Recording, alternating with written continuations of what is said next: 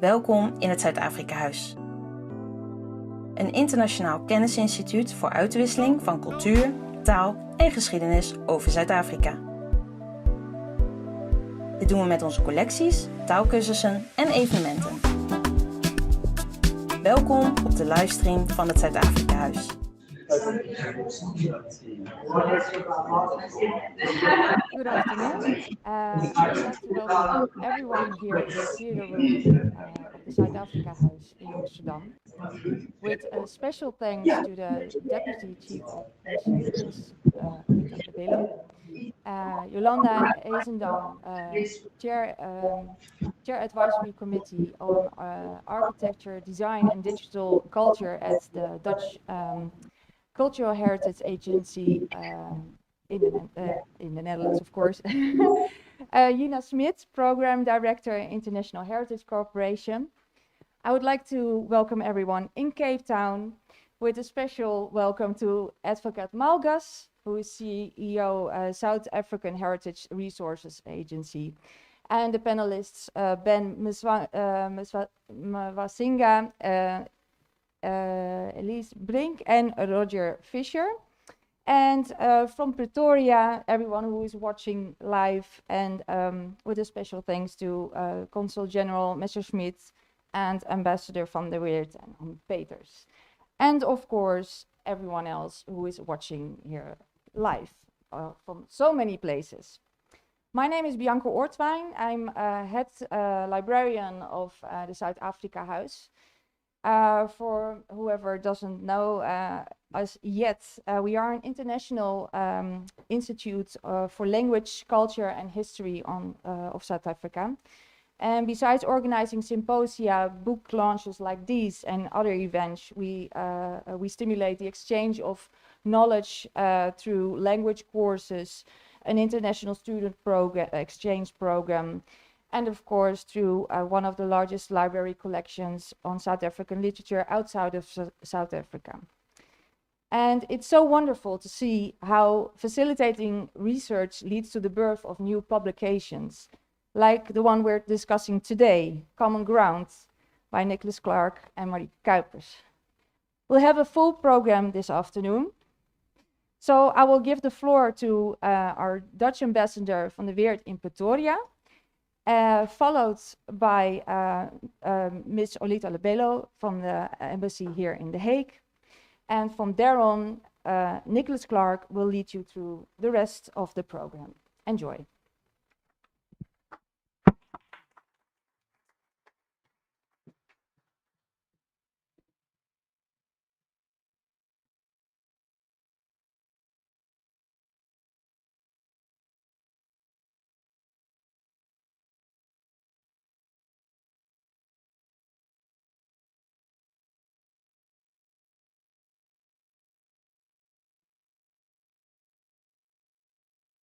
A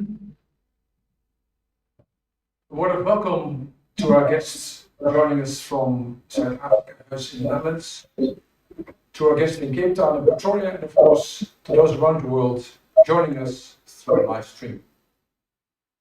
It is great to be sharing this virtual stage with my colleague, my counterpart, the South African Ambassador to the Netherlands, His Excellency Vusi Madonsela.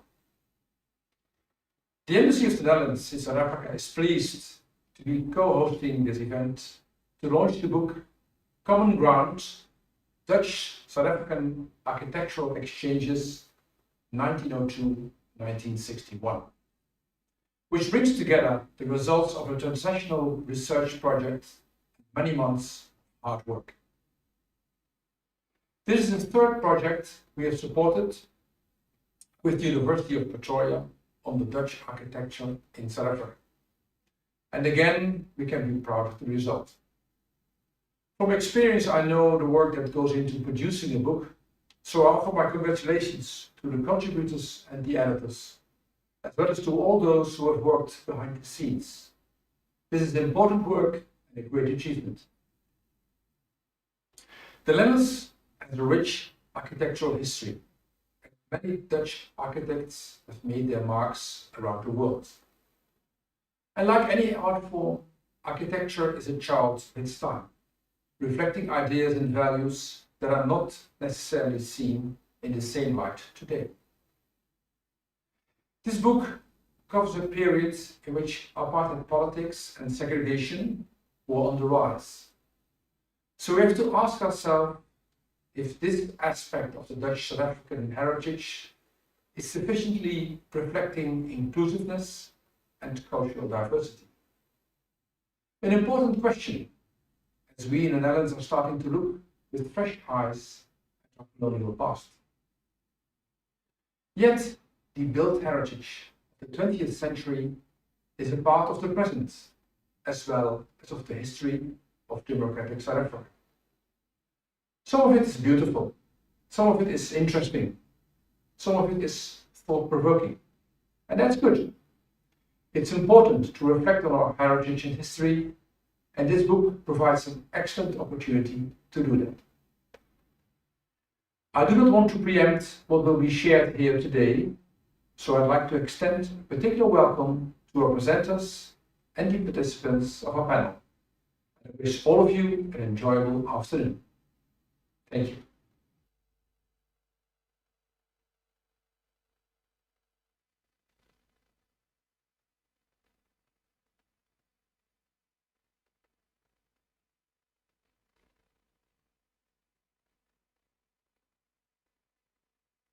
Here, more especially our Ambassador for Cultural Cooperation. Welcome, Ambassador Davy van der Weert. I will even try to talk from the bottom of my heart than putting up a script, because culture, heritage is more about history, is something that we live in. As I stand today looking at the book, I have great memories and fond memories because of the buildings that are documented in the book. Though whatever is captured is until 1961, post that, nothing happened that was captured. But what has been put together in the book, especially more about the footprint in Pretoria, I reflected very well from the Kruger Square, which reflect the two main buildings that I have worked with as a legal scholar, the Justice Chamber, the Stadrat, which is the City Council, and the most beautiful beautiful building that was occupied by the Boer Bank at that time, later the Nedbank. That is one of the biggest structures that still exist and authentic as it is.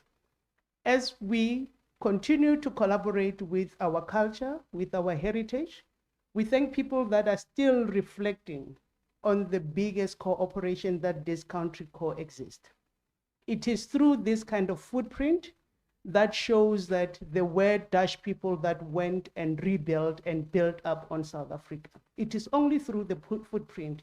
If they haven't been there, if they haven't built those bridges, if they haven't built up those buildings you see today, we will not talk and say, well done to the people that went to South Africa. We look into, in the same book, we have the reflection of Atteridgeville, which is the township on the west of Pretoria, and that was designed by one of the Dutch architects. We say well done because that is another footprint. Whether it was done during the apartheid time, what do we do about that history? We continue to celebrate history because it shows us where we are coming from and where we are going, and that it shows a greater collaboration.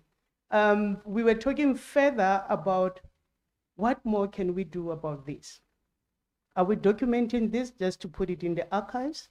Are we documenting this because we want to build up on structure and continue to cooperate? A lot of scholars, a lot of students, a lot of people still immigrating between these two countries. We have students that comes and learn about the Dutch water management, architect as well in Delft. This is one of our historical footprint we will continue. Still more cooperation required. How does people continue to restore this building? How does people continue to archive this history? It depends on what we do today. Congratulations to the team that has worked tirelessly for more than 4 to 5 years to put up the whole information. I know it wasn't easy. It looks easy on the book, but it's not an easy work. Congratulations to the team, everybody that put up the funds to make this a success. We say that we are looking for more, better cooperation. I even reflected on where I was born and bred in Naboomspruit as well, because it was under the Transvaal. If you look at the townships and the smaller towns in that area, it was designed by Dutch people. I wish that you can go deeper and research about it, and you will find its similarities, because we're talking about pavements instead of tar roads. Our townships in Varambat, which is currently Belavela, Mudimul, and Naboomspruit, our township got the same pavements like the Dutch communities. And we shall continue to collaborate, and let's make this stronger and stronger as we move forward. Thank you very much.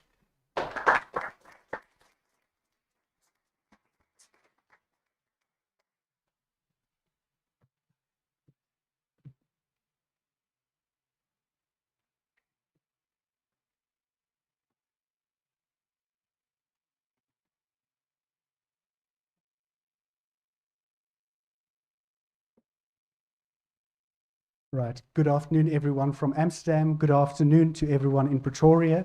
Good afternoon to everyone in Cape Town. For those who don't know me, my name is Nicholas Clark, and with my co-editor, Marika Kuipers, we will be giving a presentation on the content of the book, but also the project that we have undertaken. I am very happy to see here in Amsterdam some of our collaborating authors. In South Africa, we have got Professor Roger Fisher, co-editor as well, watching along with us. And also, I could say co-conspirator, because one could see our collaboration almost as a conspiracy. And I'm going to start the introduction on the project, which we initially titled Tectonic ZA Wilhelmines. Very complicated word, set of words, and a title that we very quickly with the publisher decided was probably not a good title for a book. So the book was called Common Ground, and we're going to run you through the content of the book very quickly in 25 minutes. The project was conceived quite a long time ago, actually, in 2009. I'm not going to go into the details, but it was officially launched in 2018, and Common Ground was supported. Now I'm trying to click, and the clicking won't click. There we go. Common Ground has had a long history.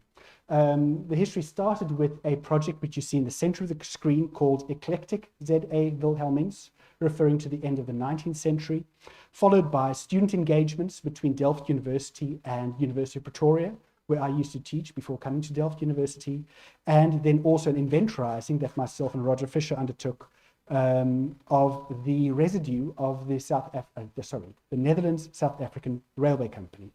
So this book stands in a long tradition already, as Ambassador Han Peters has told us.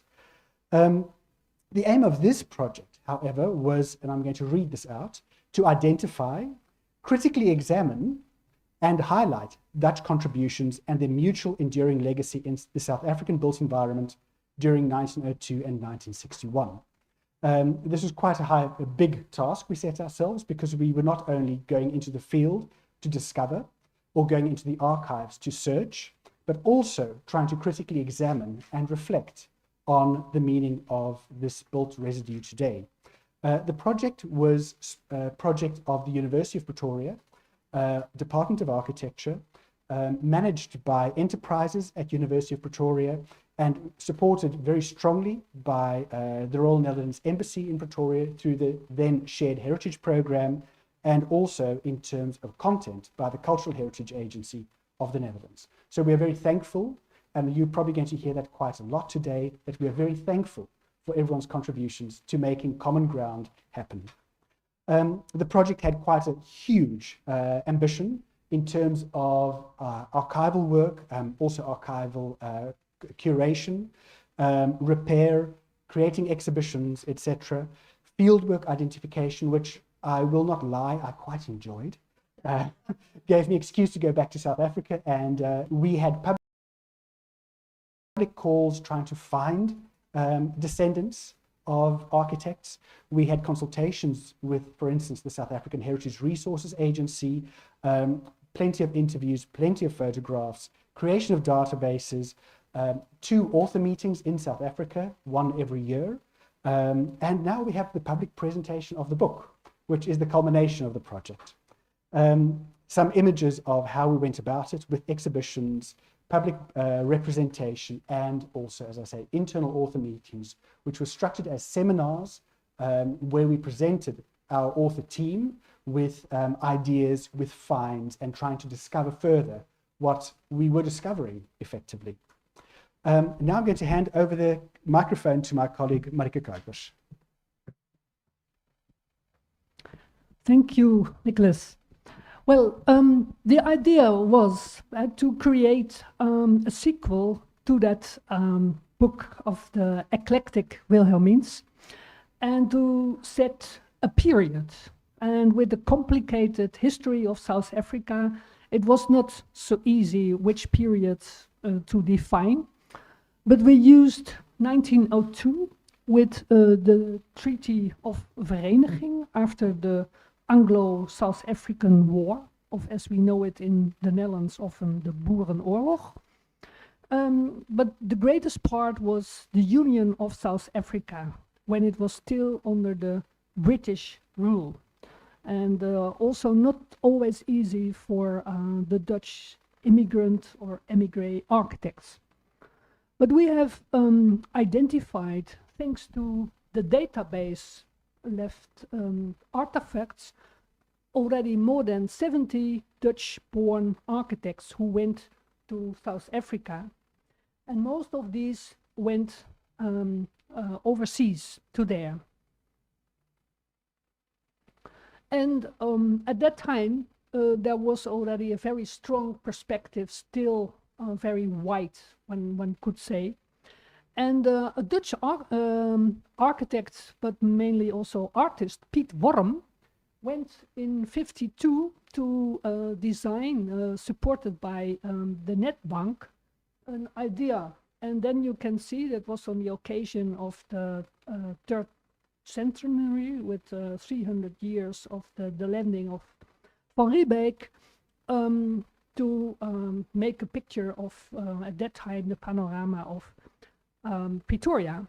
And now we can see that there are shifting perspectives on the history, the heritage, and also the idea of sharing. So when we read that children's books, with this really and very enjoyable for the images, we can also see that our ideas about a shared history and consequently a shared heritage have really shifted and may shift even more.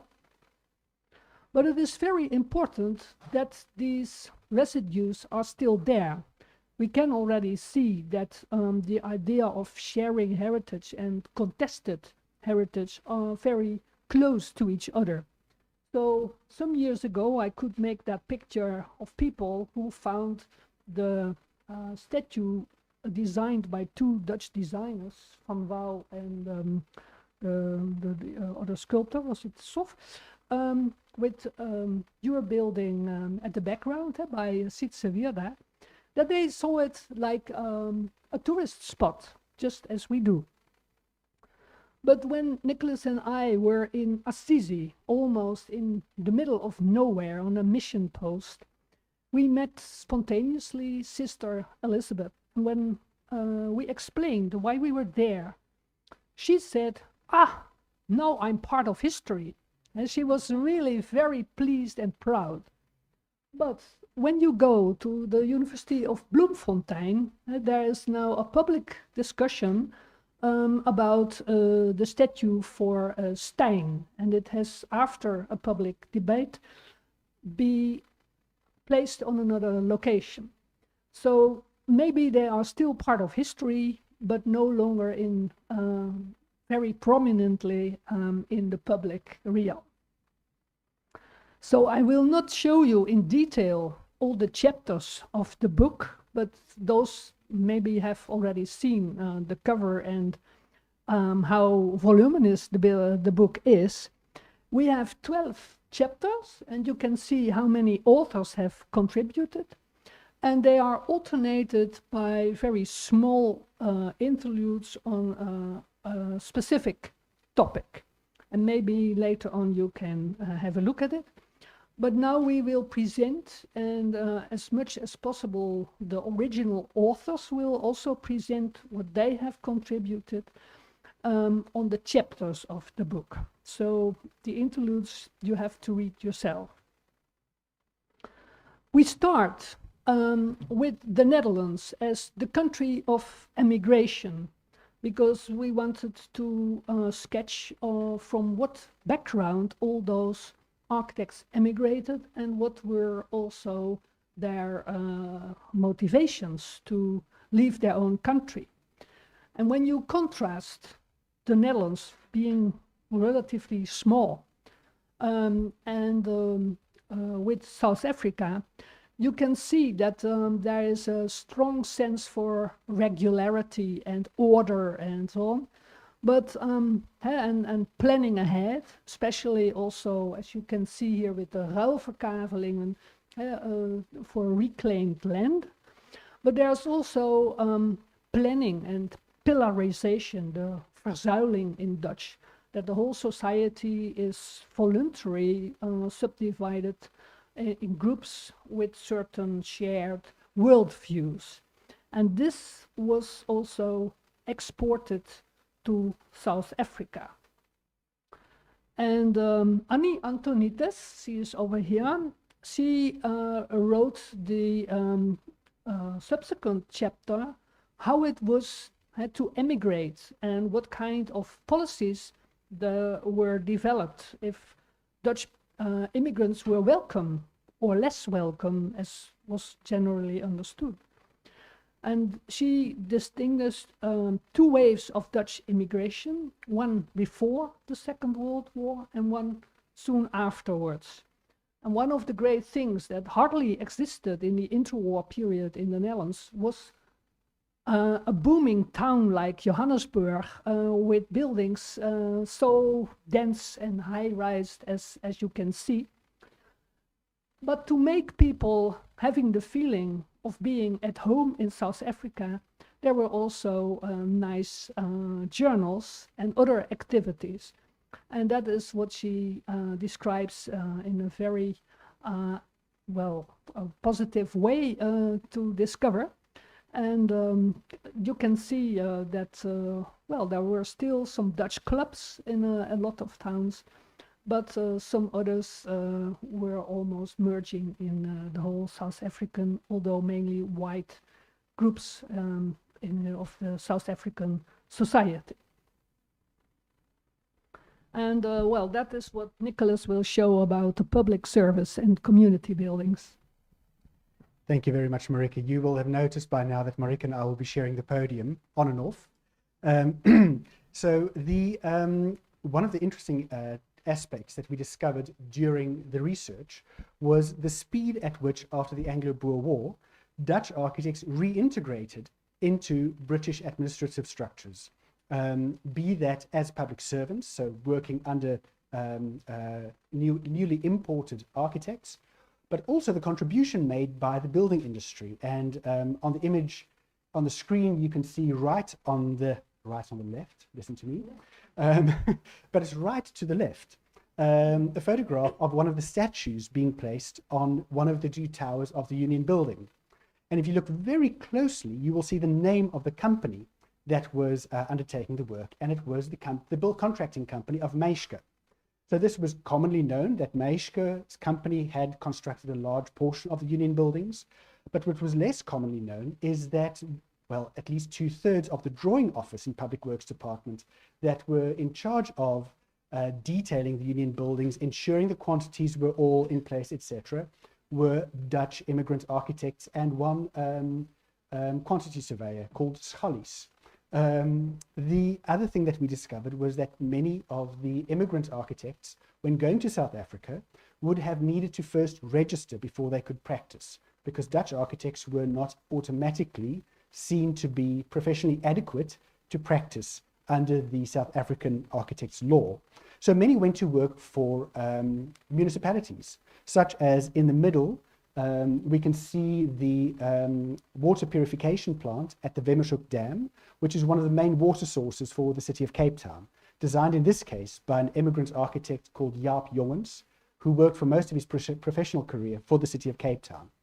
But we also discovered projects done in private practice, such as the gargantuan Tygerberg Hospital outside of Cape Town, a very, very, very large structure which took many years to complete, designed by the practice of Andrews and Nicheman, and with the main design architect, Henk Nicheman, done from his private practice. What I found just as interesting was the contribution made to education, the building for education, from very early examples such as the Natural Sciences building of the Stellenbosch University, which still exists in a very altered form because stories were added, to what is, I'm sure probably not lovingly, but at least called the Glaskas, or the glass cabinet, which was designed as a hostel at the University of Pretoria, designed by John van der Werke, to the contribution of Eduard Payens in designing staff and student housing for what used to be the Catholic University at Roma in Lesotho, and today is the campus of the National University of Lesotho. It used to be Bechuanaland and today is Lesotho. So this is immediately the bridge to the next chapter, which deals with buildings for communities of faith, because this campus in what is today Maseru was built for the Catholic Church. The other chapter I authored, I should say, deals with the design for communities of faith. I think many South Africans looking at the image to the left will immediately recognize this as a typical church style that kind of occurs in almost every platteland town in South Africa. Am I correct, Ambassador Lebello? Yes. The South African architectural historian, Clive Chipkin, referred to it as the Dudokian style, referring to the Dutch architect Dudok, with its expressive use of brick, almost cubist expression. But what was not clear was where this originated in South Africa, and it originated with the architectural practice of Geers and Geers, once again immigrant architect, with his son, who was then later trained at the University of the Witwatersrand. And this set up a whole tradition of church building which almost lasted until the 1970s in South Africa, based on a abstract brick aesthetic. But there were other movements, and for me this was a beautiful discovery, is very early in the architectural history already, an architect called Hendrik Sikkel arrived in the Cape, son or from a family of Amsterdam dominees or priests. And for instance, his church in Pinelands, I'm fine, thank you. The church in Pinelands, constructed in 1941, being for South African context a very modernist and restrained church design. His son became an architect and designed a beautiful church in Rustdene in Beaufort West for what was then the NG Kerk in Afrika, today the United Reformed Church, which is the building we see on the left, which is a beautiful culmination of a tradition of creating large open spaces for churches, but amalgamated into the traditional architecture of the Khoi and the San people in the Karoo, the communities, or the descendants of the communities for whom this church was constructed. An even more interesting discovery was that many of the Dutch who emigrated to South Africa, not by far the majority, but many of them, were Roman Catholic, which was a surprise because seeing the predominance of Protestantism in South Africa historically and the Protestant links with the Netherlands, we were not expecting this. And they've also not really been included in the historiography of South African architecture. So for instance, we see on the left side the main cathedral of Lesotho, designed by an architect called Eduard Payens. And more towards Gauteng, an architect called Anton Voorveld built beautiful buildings, beautiful buildings, including in the center, the seminary for training of Catholic priests in South Africa. And also, for instance, on the right, the very exceptional St. Mary's of the Wayside. It's probably the only church in South Africa that in its iconography on its main facade has a traffic light installed. Because it's Mary of the Wayside. With this very large, beautiful mosaic by the Italian immigrant artist Baldinelli. So these are two of the chapters that show the richness and the width, but also the depth of the contribution of immigrant architects, but also contractors to the South African environment over a period of 50 odd years. The next chapter dealt with banking and industry, and this is a video by the authors, which I'm going to play soon.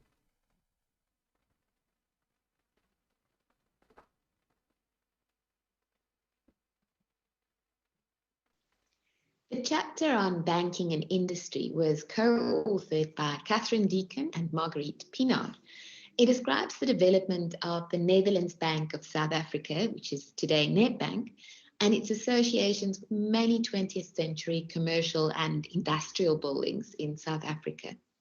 In doing the research, we were often struck by the power, robustness, and resilience of the physical structures, many of them still in use today for their original purposes. The power of archival information also confirmed how architecture continues to exist in different modes. These works have made and continue to make valuable contribution to our regional urban identities. Also, in doing the research, we were privileged to have met and interviewed wonderful individuals. Both the well-known historian Margaret Harradine and third-generation architect Bruce Brinkman have sadly since passed away, and we're thankful for their generous sharing of knowledge whilst researching.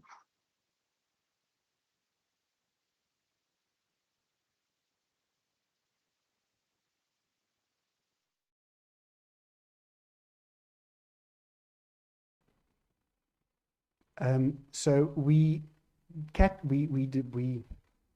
conceptualized the book on a number of themes or chapters, and each of these themes or chapters was worked out further by either an author or a team of authors. One of these was one of my pet projects, which is, well, not pet project, pet themes, I should say, which I'm very thankful to Dr. Arthur Barker for taking on and making it his own, and that is the contribution of Dutch architectural thinking to the evolution of the Pretoria dwelling as a specific architectural type. And I'm going to give Dr. Barker the word now.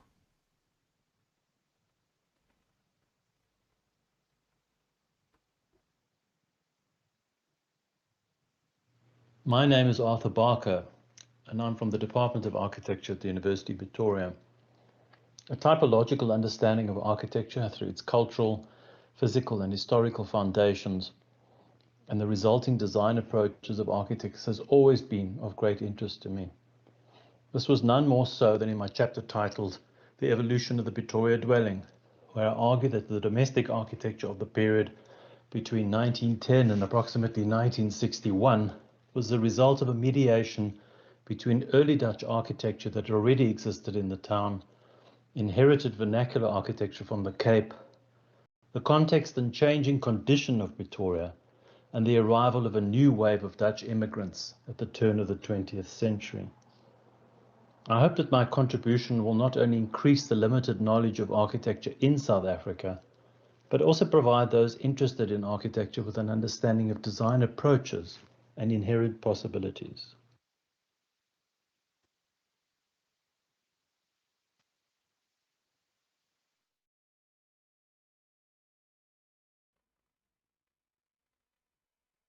Right, thank you very much, Dr. Barker in Pretoria.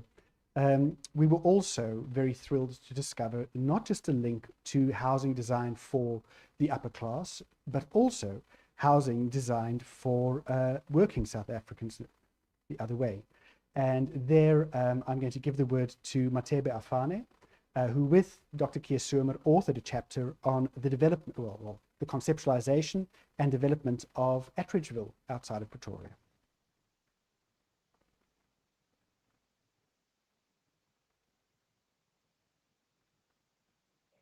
The The chapter on Atteridgeville was co-authored by myself, Matebe Apani, and Kay Sommer. The chapter is a historic narration of the planning and design of this township, which is situated in Pretoria, South Africa. It was a privilege to participate in this research and recording of the developments of this Black township, which was designed under segregation laws. The chapter records the forced removals of my people from their settlements to townships around Pretoria. It was a privilege to research the experiences of the first residents of the township. For me personally, it was an honor to research through, amongst other methods, listening to oral histories told by the residents, whom some have since passed. The other privilege was the opportunity for me to voice the voices of the previously silenced people of our country. It was interesting to understand why the people of Atteridgeville were so proud to come from this township. The design of this township was very different to other townships around South Africa designed at the same time in the same period. For example, Atteridgeville had all the amenities that were normally afforded the white population of our country. There were experimental houses that were built also for research purposes in order for the government to get specifications on how best to build Black townships and for minimal amount of. It was an honor to contribute to the knowledge about Black spaces in South Africa, and for me to contribute to a narration and a historical account of what happened previously to the township that I grew up in and to whom I'm so indebted. Thank you.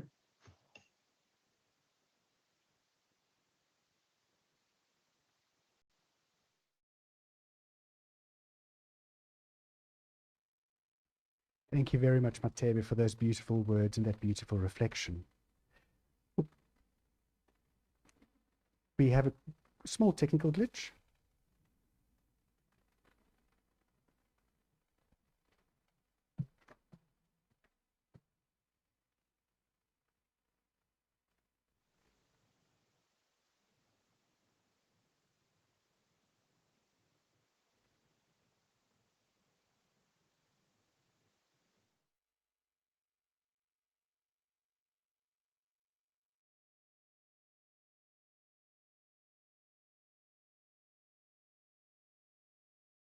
School of Architecture, Planning and Geomatics. I'm the author of the chapter called Technological Trajectories from North to South.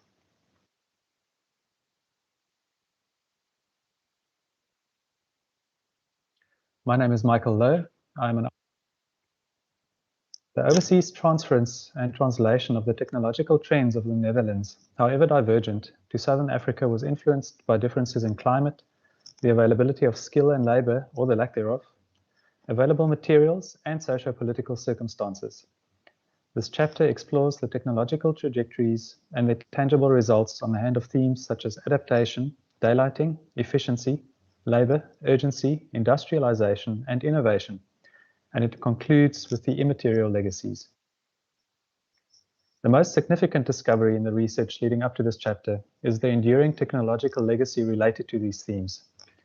This is evident in the continuing existence, sometimes in different forms, of architectural practices, construction companies, and material manufacturers.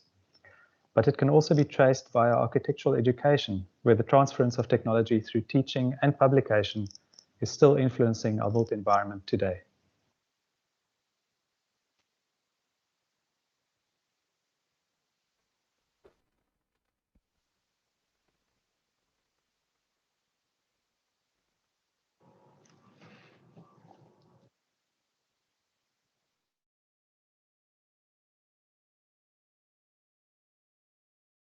Content in the book, but he made a great contribution by allowing us into the archive that he manages at the University of Pretoria, but also helping us in terms of curating that archive, contributing to the curation of that archive. And as one of the products of this project, we'll be publishing a catalogue soon of important architectural photographs from his archive and other archives that we have discovered over the last 3 years.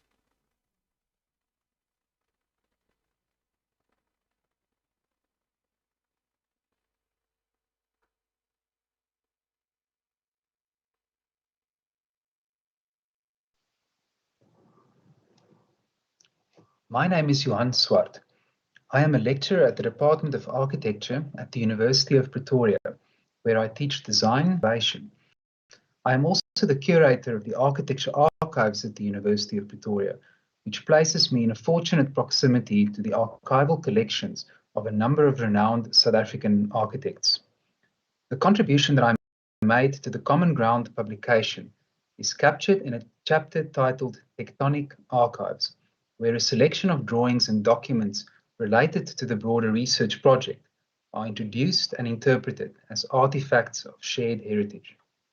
The research explores the provenance, narrative, and character of archival artifacts, their position in architectural history, and their relation to specific authors, projects, and places. An important discovery from this research is the incredible variety of artifacts that can be found in architectural archives. These items range from personal inscriptions to bureaucratical records, from incidental sketches to technical reports, from cryptical fragments to legible publications, and from variations of known images to unexpected new discoveries.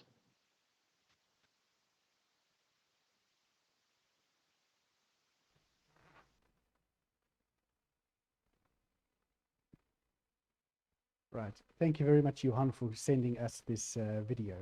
I'm now going to hand over to Marike Kuipers again. Thank you, Marike.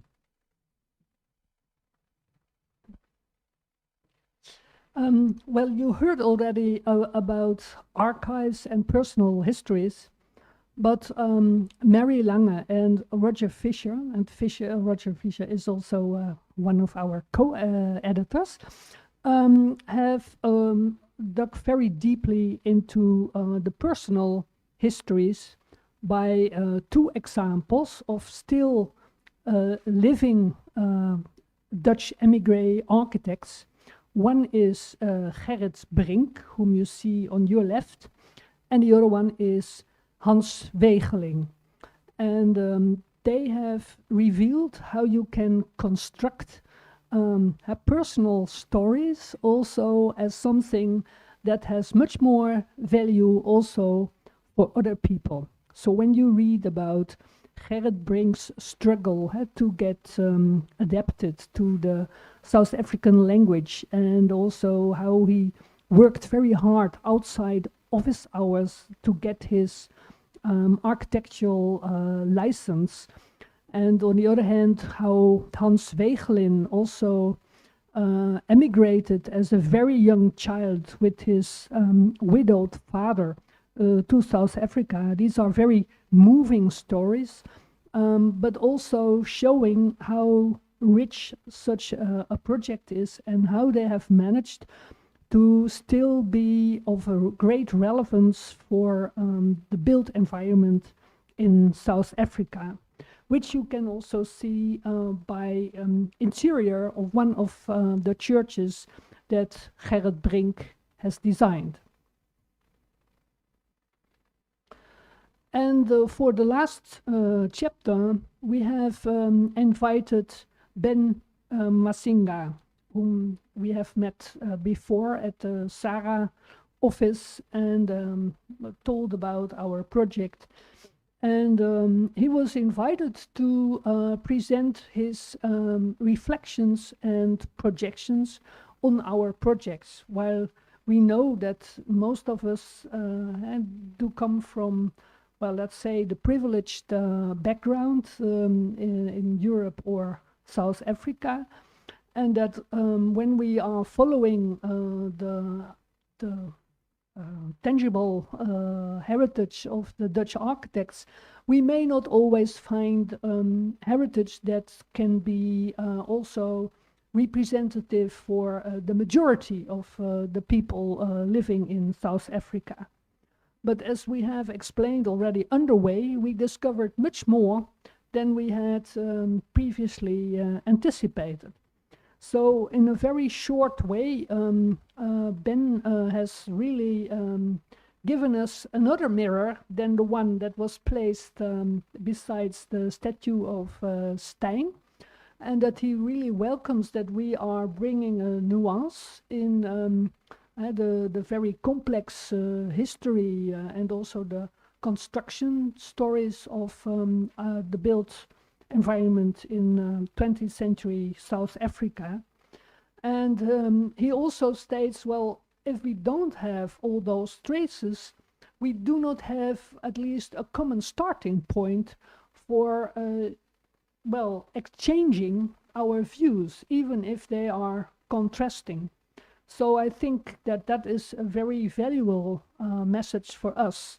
So even if a building or a statue or another place is contested for its historic origin, we also need to provide a future for it. And it can be really a starting point for reconciliation in the best thing, or if possible, at least to listen to someone else who has other memories and therefore also another interpretation for its values. So we are very grateful that Ben has shared his views with us, and that you can read them in the book. And if you do not have seen already the book, this is the last phase of the production, as you can see by the designer. And then we are very close to the moment. I thought there will be one more issue that will come, but the main thing is that you have already a bit more than a glimpse, not only of the content, but also of the production. And as said before, we are very grateful that also a lot of descendants of the Dutch immigrant architects have so generously shared their memories with us, but also their private photo albums, and in some cases also their private archives that contained a lot of beautiful drawings. And then you will hear one of the stories that Nicholas will introduce to you. Thank you, Marika. As we have all heard, archives formed a very important base for us to work from, and we've realized again the value of these archives, not just for us in terms of producing a book, but also in unlocking the past and trying to understand that past. Before I get there, I just want to mention that we are very thankful to LM Publishers for taking on this project, for publishing this book for us, and we are thrilled with the result. Thank you very much. But as I said, archives were for us a very important cornerstone, a pillar of the project. Without archives, this project would not have been possible. Many discoveries would never have been made. And Johan in Pretoria ran a parallel project to this project, which was aligned to our project dealing with the archives. And as I already told you, conserving the archives, but also digitizing archives that do not belong to the University of Pretoria, but to families, and then curating that digital archive again. So I'm going to give the word to Johan again.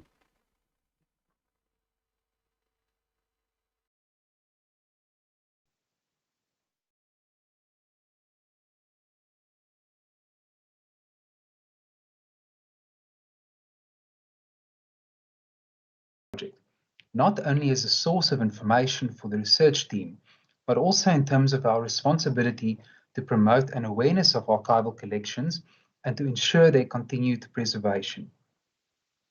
This quest took us to known archives such as the Architecture Archives at the University of Pretoria, where ongoing curatorial work could be further supported.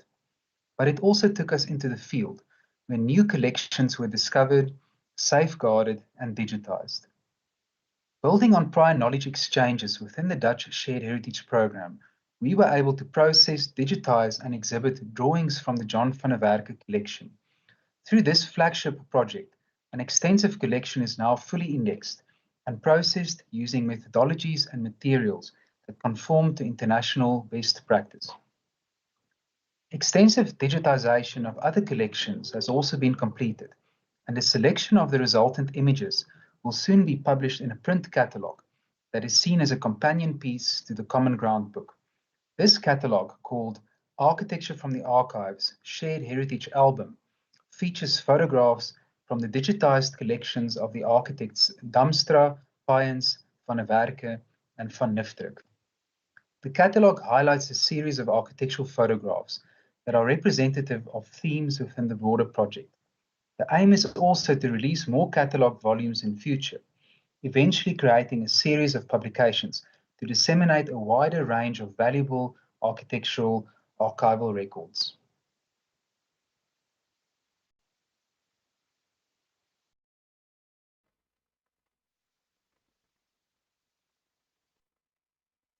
Thank you very much, Johan, for your message. And you're going to all hear me say thank you very much quite a lot today, because this project was truly collaborative.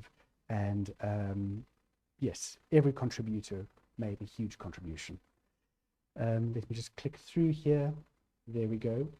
Finally, as Marika has already mentioned, the project, sometimes by accident, sometimes on purpose, discovered, or identified, I should rather say, the living descendants of many builders, architects, engineers, even tile setters, etc., who are now for the first time really, well, through this project, I think, that we have given some of these family histories, these personal histories, a place and a voice. One of these families is the Jongens family in Cape Town, a family to whom I am very grateful for allowing us into the archive, for giving us access to the archive through the project. And this is something you will hear Adrian Jongens referring to. Through the project, the Jongens Archive, Drawing Archive, was donated to the University of Cape Town, which we were very thankful to the university for accepting.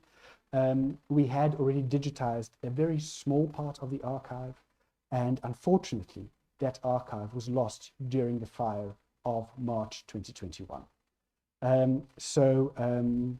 It's one of those things that really still sends shivers up my spine today, but that's the way things go. So the word to Adrian Jongens. Thank you, Adrian, for sending us this message.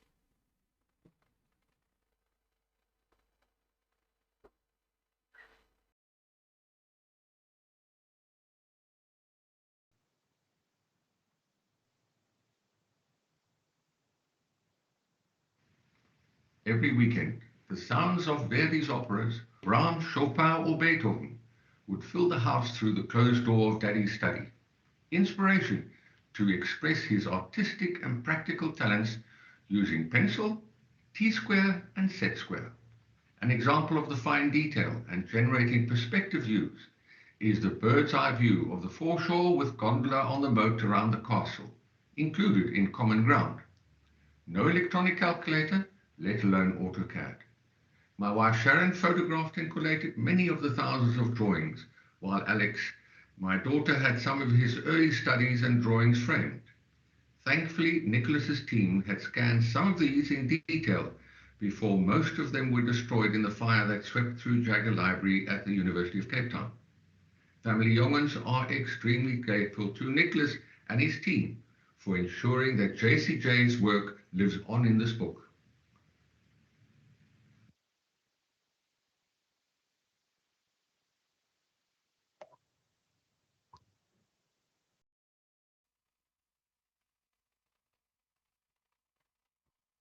Technology. You've got to love it and you have to hate it. I think the last thing that we then need to say,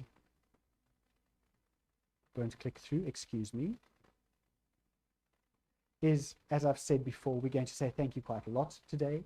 Thank you to a large team of people who contributed, student assistants in South Africa at the University of Pretoria who contributed to the archive and to inventorization, many authors, and especially from my side to the organization here at Zuid-Afrikahuis for launching or doing everything for this launch.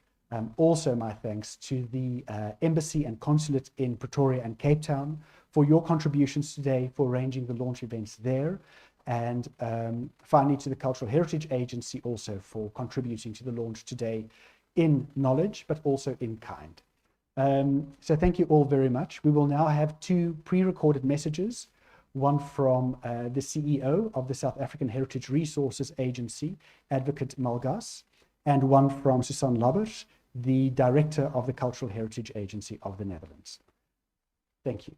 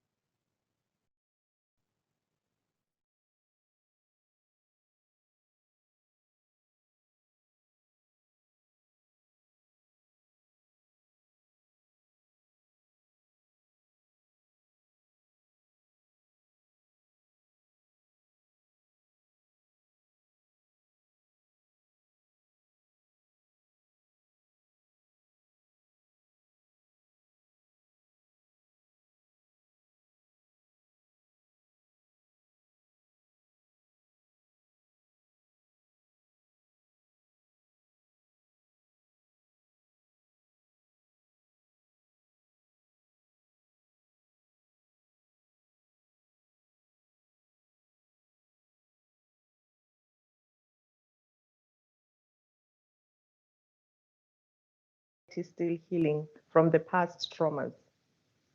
Some say apartheid and colonial heritage conflicts with a nation seeking a new identity and must be reinterpreted, while others argue for a complete reset and removal of all colonial symbols from our past. However, as we all know, the past cannot be escaped or erased. And as difficult as it may be at times, the past must be accepted and grappled with in the present time.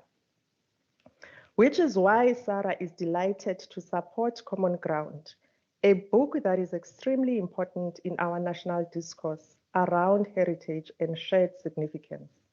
The book offers a great deal of depth and uncovers hidden parts of our national estate that I am certain most South Africans are unaware of. From a large civic works commissioned by the state in Bloemfontein, the intimate spaces shared by families in their kitchens, and most significantly to me, the development of Atteridgeville Township in Tshwane. Common Ground is both ambitious and successful in educating the reader on the some of the most unknown and obscure parts of our heritage landscape and the contributions made by the Dutch architects. As you all know, South Africa is an extremely diverse society with a complex and layered heritage landscape. One of the most explicit layers on this landscape is the influence of Dutch colonial settlers in many spheres of our lives and in many spatial contexts. We have made strides as a nation in identifying and conserving heritage that is a representative of previously ignored groups. However, there remains the challenge of how best to address heritage that is not only our own, but also significant to our international family. This heritage, which undoubtedly has shared significance, does present challenges for a nation in healing.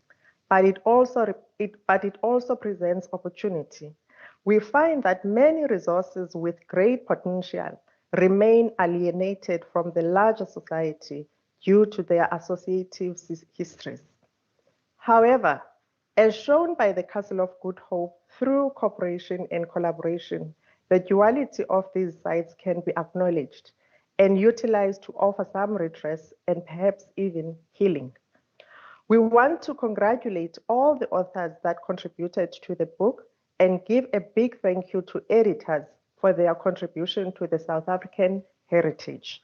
We thank you for taking a great step in grappling with our past while providing hope for a positive approach to dealing with shared heritage in a sustainable way for the future. I thank you.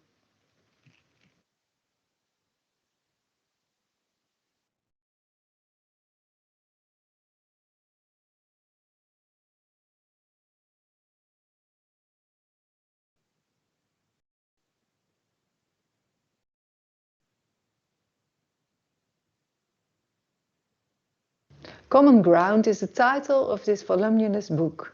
Paging through it almost makes me feel at home. It seems as if I wander through the Hilversum of Willem Dudok. I think to recognize the modernist architecture of GGP Oud.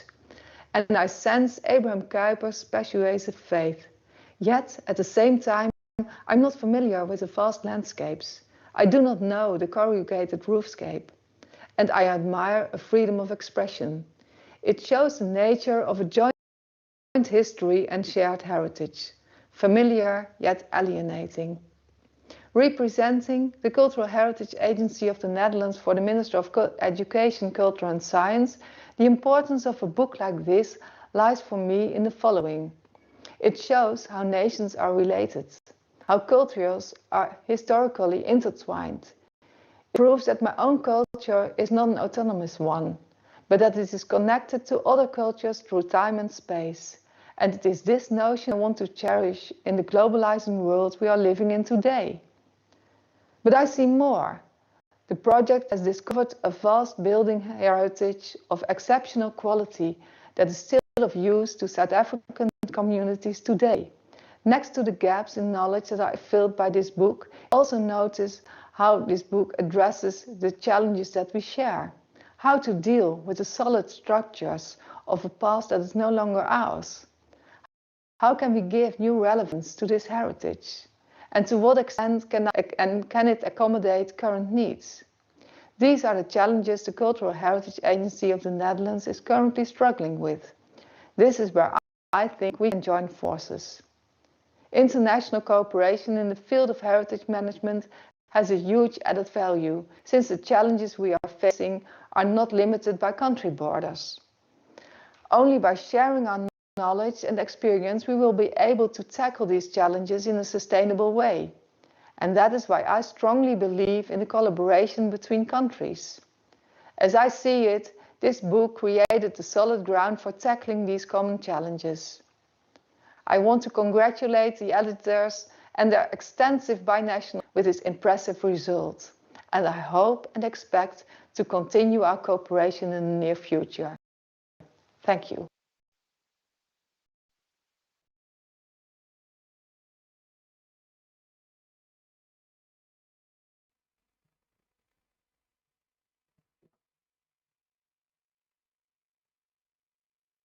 Good afternoon. Goedemiddag. My name is Jenna Smith. I'm the Program Director of International Cultural Heritage of International Heritage Cooperation at the Cultural Heritage Agency of the Netherlands. And in this program, South Africa is an important partner country. So I'm also very happy to moderate this panel discussion in which we will focus on this impressive and intriguing publication, Common Ground.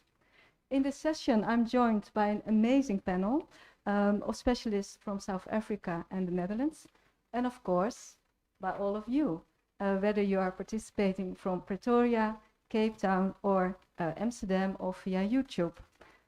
All of you are most welcome to participate in this conversation. But being the moderator, I have the privilege to start with a few questions. This will take around 30 minutes, and after that, the floor will be yours. Nicholas, I would like to start with you as a driving force behind Common Ground. And as the book clearly shows, it's the result of a big research project. And it must have taken a lot of time and dedication and persistence, and many people contribute to that. What was for you the main motive for this research project? Yes, Jenna, thank you very much for the question. I think we're getting a bit feedback, so I'll sit forward. Not so close to the speaker. I've been wondering about it myself. And as I said earlier on today, the project actually started in 2009. I was teaching architecture and architectural history at University of Pretoria. And I started realizing that the architectural history that was then being taught had a certain bias in it. And that bias was very much related to periods of conquest and periods of cultural dominance. And I also noted that in the environment around me, there were buildings standing there that just didn't fit the general narrative that was that formed the architectural history.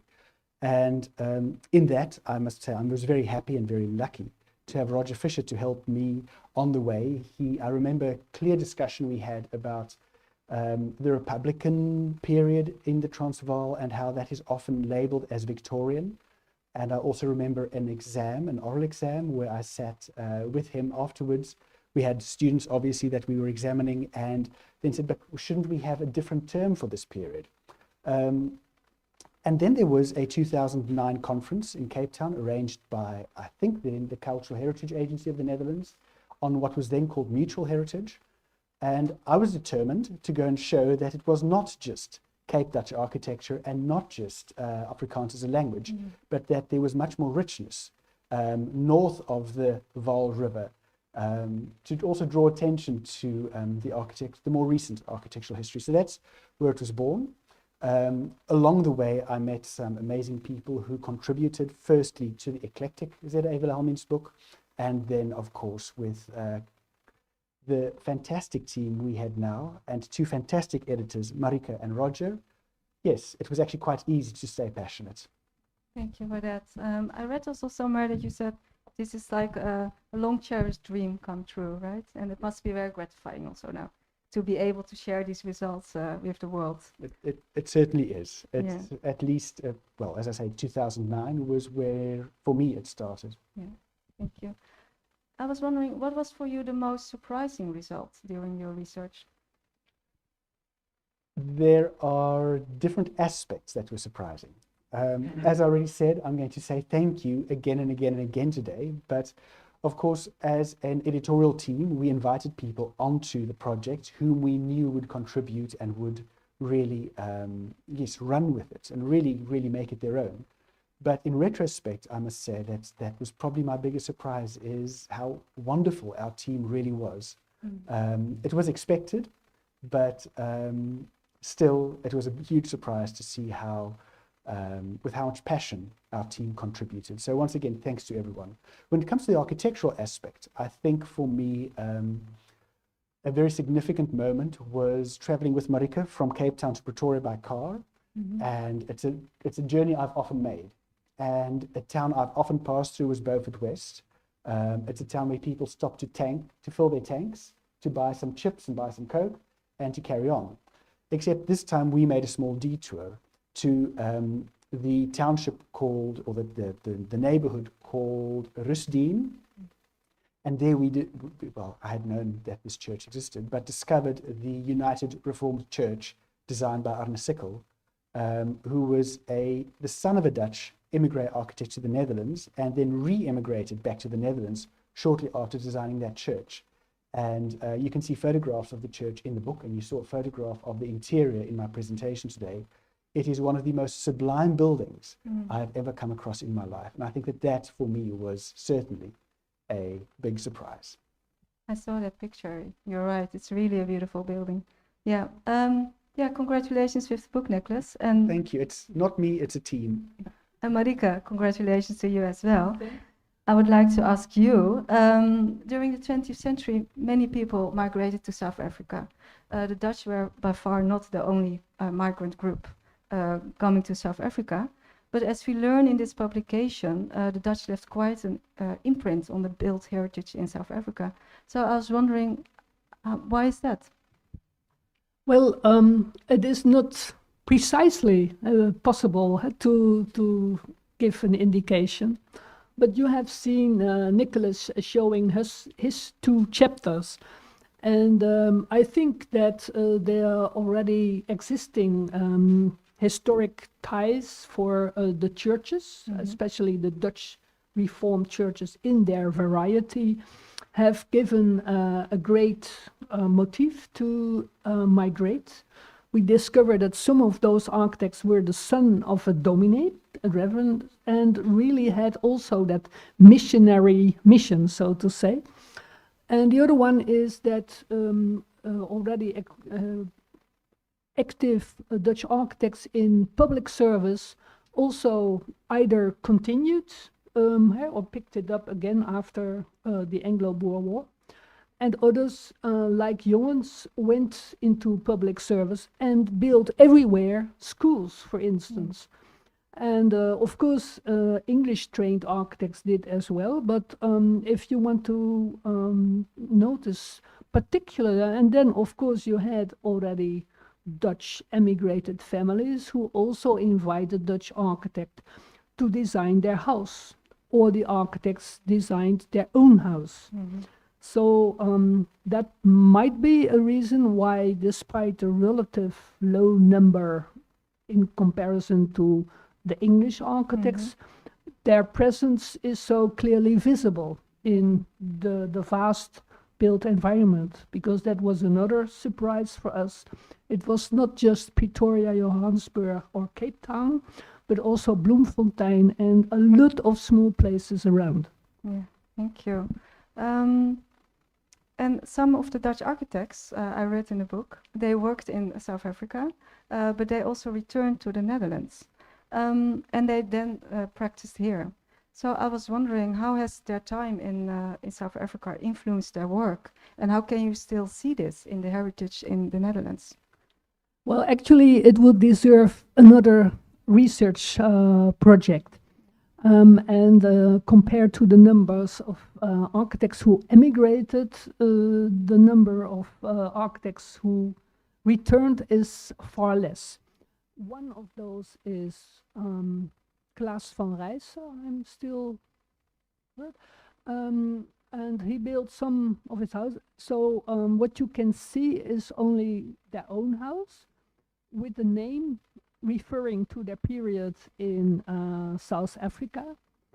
And another one is a very important one, Koenraad Meiske, who published about his discoveries in South Africa. He also collected special photographs of Eliot. And he was very much a promoter of the conservation in heritage.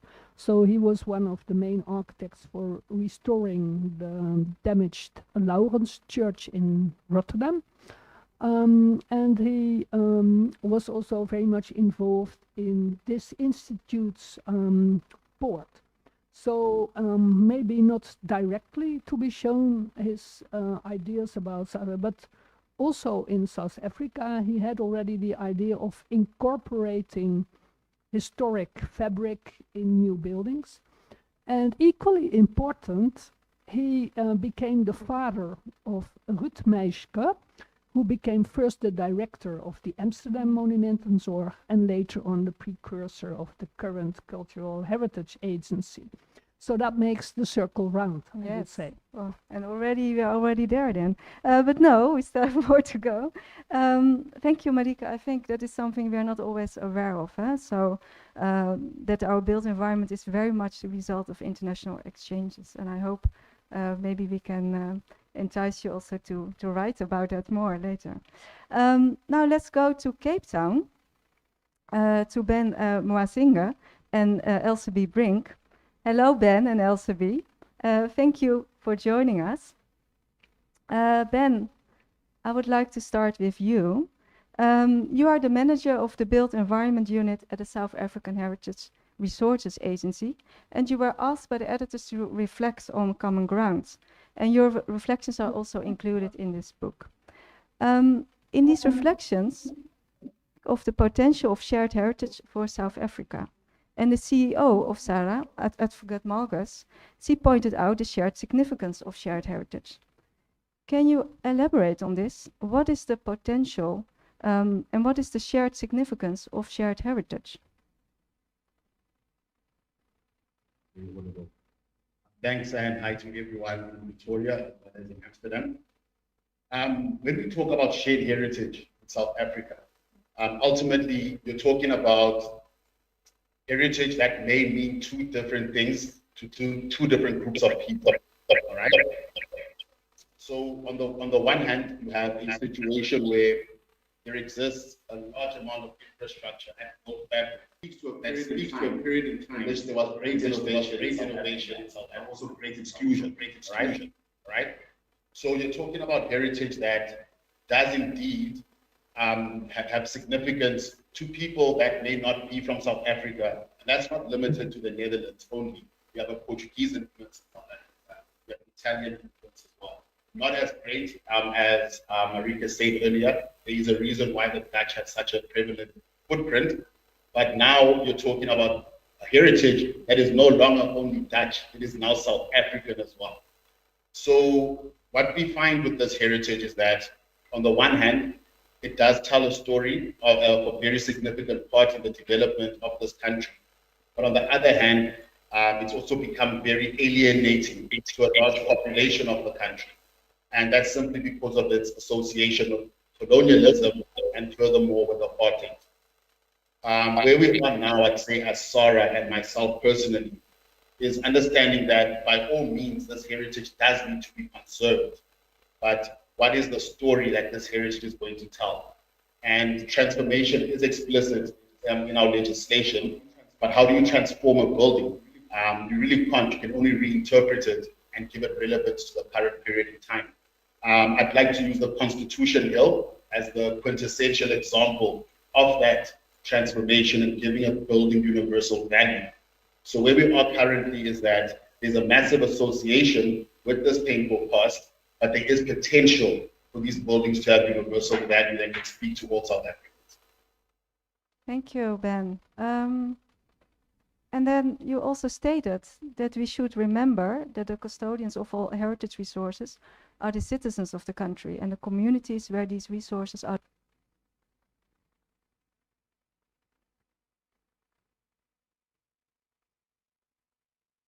I think he's not able to hear me, right?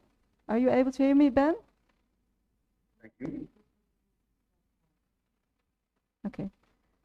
Ben, my second question to you is that you also stated that we should remember that the custodians of all heritage resources are the citizens of the country and the communities where these resources are located.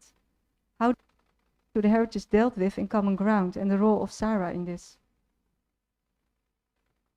Yeah, I'll try and answer. It did cut again, but ultimately I think you are correct in stating that the custodians of heritage in South Africa are the communities that they are found, all right? Now, the heritage which is being grappled with in common ground, I think we're talking about a vast array of heritage. So you're talking about infrastructure developed at state level, and you're talking about private development such as kitchen in someone's home. So you're going from a very vast macro scale to a micro scale. But in terms of the significance, again, to these communities in which they are found, it ultimately comes down to the narrative that these buildings are portraying, all right? I like to use the example of Parliament, for example, in South Africa. Parliament ultimately is also a colonial structure, not necessarily Dutch. However, South Africa needs a legislature. We need a space where our voice can be drafted. And at the same time, when you find that people take issue with these structures, or the community in South Africa takes issue with Parliament, it's not an issue with the buildings or the bricks, it's the issue with the celebration or some of the symbols and what they represent. So ultimately, a statue of Louis Botha outside Parliament will always be alienating and conflicting. However, the building itself, the Parliament building, is critical to the state. So we have this challenge of challenging, not changing the narratives, but challenging the narratives of some of these spaces, acknowledging the pain in which these spaces were built. That is inescapable. But most importantly then is to have a space in which, for example, if we're talking about Parliament, which belongs to all South Africans, we cannot have symbols that may alienate 70% of the population. And that, I would say, is consistent throughout all of these shared structures, whether you're talking about a slaves quarter in Oranje or in Franschhoek, for example, or you're talking about a large building such as the Union buildings, which again as well had a statue of General Herzog in front, alienating to a lot of people, now has Mandela, and very much no one would ever take issue with that, maybe in 100 years' time. But for now, for the present moment, it's about having spaces that do not alienate other people while conserving them at all costs. Thank you. Thank you, Ben. It's very important discussion we are having here in the Netherlands and in other countries as well, of course. I think we could talk much longer about this topic, but now I would like to include LCB in the discussion as well. Elsbie. Yes, there you are. Yes. Elsbie Brink is a historian, expert, who peer-reviewed Common Ground. And Elsbie, I would like to ask you, what do you see as the greatest accomplishment of Common Ground? To me, reading as a historian, I looked at the period 1902 to 61. We've heard what 1902 stood for, but nobody's mentioned 61. You know, why 61? And that is when South Africa became a republic and left the British Commonwealth.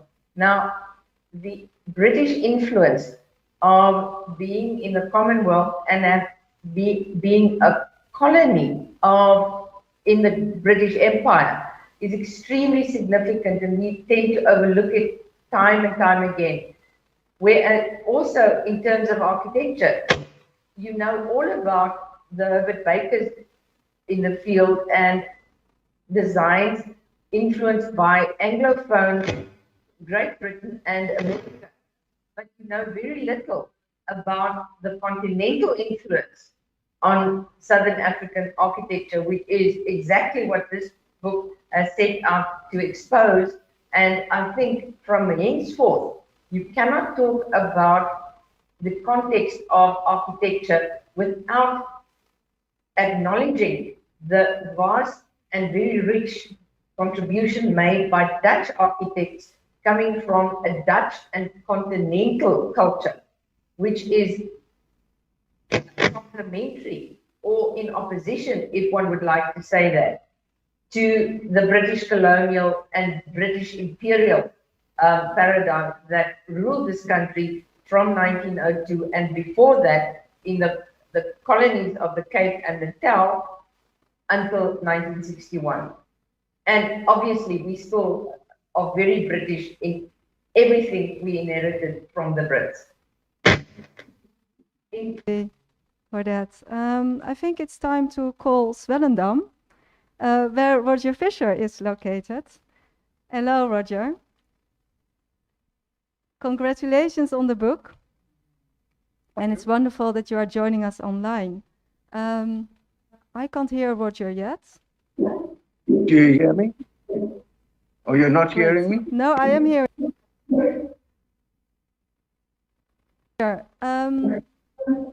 I have a question to you, and I was wondering how to put it, because you wrote about the value of oral history, which is demonstrated in the chapter about the experiences of the Dutch émigré architects. But oral history also comes forward in the chapter about the model township at Ridgeville, in which one of the authors relates about her experiences growing up in this township. And this made me wonder about the other uses of these structures built by the Dutch. Would it be possible to learn more about their lived experiences? Sinna, not sure whether you mean the contemporaneous or contemporary users of the time or current day users. My sense is that because of the period, a lot of the users either aged or no longer with us, but because it is a living and much of an extant heritage still in daily use, obviously it would be possible to interrogate or investigate and discover how current users, and I think that would be the interesting study, how the use of these buildings is perceived today. I think in the title we say common ground, and I think one must understand that common ground comes from the English expression, one shares common ground. It comes from the idea of shared heritage. So it is what are our commonalities? What are our commonalities in experiencing, and what is that which we have to share in as everyday human beings? I've been involved in a research project where we've been looking at rock art, where we have done what they call reception studies. In other words, for people who are not necessarily culturally linked to the practices of rock engraving, rock art, and we look across a broad spectrum. And I can imagine those same methodologies can be applied to the built environment. And quite frankly, as an ex-teacher, I see vast possibilities of using these as experiential episodes for students for learning to come and experience and report back. And we're fortunate that we have these buildings in most of the centers of learning and a lot of them in the public domain. So yes, I do believe that there is opportunity to gather experiential knowledge, both of current day users, but more importantly, of how other people perceive it, and particularly probably architectural learners. I think that provides great learning opportunity and opportunity to share experience in an architectural environment. That build those structures and the knowledge and the skills that these construction workers had and transferred to others. If I would like to know more about this, how should I? That's a more difficult question. Again, as I've said, that we are outside of the time where we have direct first-hand knowledge of the makers, but certainly I am intrigued by the hands that make, because those are the silent histories. You know, we valorize the practitioners, the designers, etc., and we have so in the book to a large extent. I think my colleagues have had a better experience of having been to the field and being out in the rural areas where you're probably more directly engaged with either the memories or the relatives of the hands that made. But certainly, as we've seen and as we know, there were many, many Dutch artisans, contractors and so forth, and actually they were quite central, certainly, to the Pretoria industry, and I met a lot of them in my younger years in the work that I was doing, and certainly there will be ancestral memory, if you like, of these peoples and their contributions. So we would have to do a similar exercise to the one we've done with the gathering of material for this book, find the people, collect the memories, who they were associated, and what they believed to be the dissemination of skills and where one will find that dissemination of skills. The difficulty is in the period we're talking about, it was a period of what was called job reservation in this country. One of the reasons why these people were needed is because there was an artificial shortage of skills created. But you know, we're talking about 30 years ago, we're talking about a change, and yet a lot of these people are still active. And in that change, there must be a continuing of tradition and a transference of skills. And it would be a very interesting field for study, but that's another study. Thank you, Roger. I realized that I gave you some difficult questions. Thank you for being so gracious to answer them. And I think it's very important, of course, to realize what challenges oral history, what opportunities they bring, but also the challenges that go with them. Now I would like to move from memory to written record to the many archives, which were essential for this research project. Johan Swart also told us about that. And for this, we have Jolanda Eesendam with us. Jolanda works at the Cultural Heritage Agency within the Program for International Heritage Cooperation. She's responsible for the projects relating to collections. And Jolanda, knowing that the preservation of architectural archives is a challenge for everybody, for all record keepers around the world, how can South Africa and the Netherlands reinforce each other in their efforts? I think they can by establishing networks of archives where you can work together on topics, archival topics like digitizing, metadating, preserving, all things you need to handle an archive. And in fact, in 2018, we started to establish such a network between South Africa and the Netherlands. In South Africa, 4 institutes joined it, the National Archive of South Africa, Pretoria University, Witwatersrand University, and Transnet, the railway archival library. And we work together with the National Archives in the Netherlands, the Municipal Archives of Amsterdam, and our archive of the RCE. And we've been working several times. They came to the Netherlands and we went there. So we established a network, and now it is important to maintain it. And that was a bit difficult. We tried to do so by mail. It didn't work quite well. Then came COVID, but COVID brought us something very important. Now we perfectly know how to do this, how we can communicate with faraway countries and people. So it will be easier to maintain the network we established already. And the last 2 years almost, we did a lot of experience in working, for instance, with South Africa on museum collections, and we did workshops online. Okay, it's not ideal, but it works. So I think with the archives, we can do the same. Yeah, yeah, it's true. We can see here as well what amazing connections we can make through the technology. Yeah. What advice do you have for institutions who are responsible for architectural records, but can only rely on very limited resources? Well, most archives rely on limited resources, but there are some, who have piles and piles of drawings, architectural drawings, sketchbooks, whatever. An example of such an institute is Transnet, the railway archives. They have managed to catalogue and digitize one of the treasures, namely the drawings they have of the beginnings of the Blue Train, so the 20s and the 20s of the last centuries. They have beautiful drawings also made in the 5th train,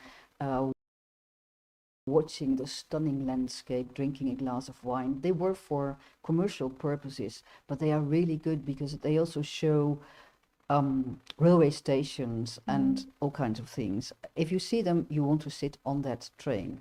Well, but they also have piles and piles of architectural drawings, and it's hardly possible to begin to catalogue them. Now, what you can do, and what always works, is just make a choice.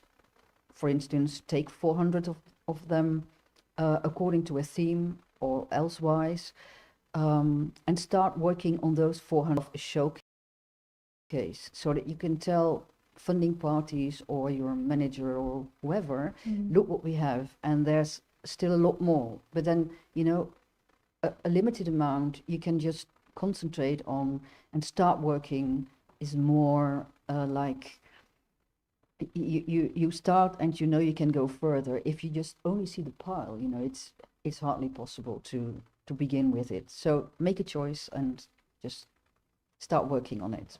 Thank you, Jolanda. That's a very practical way of doing it. And as an archivist myself, I get a headache when you talk about piles, but as historian, I think, oh, that must be great also to dive into that. But now all of you sitting in Amsterdam, Pretoria or Cape Town, you probably have questions for this wonderful panel as well. I appreciate your patience, thank you for that. But now it's time to give the floor to you. And I would like to start with those in Pretoria. Hello, Pretoria. Nah. Can you hear us? Fantastic. So does anyone have any questions that they would like to direct to the panel?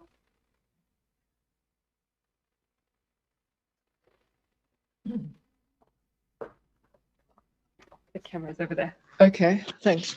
Hi, I'm Kathy Munro. My question is this. You talk about a common background and common ground.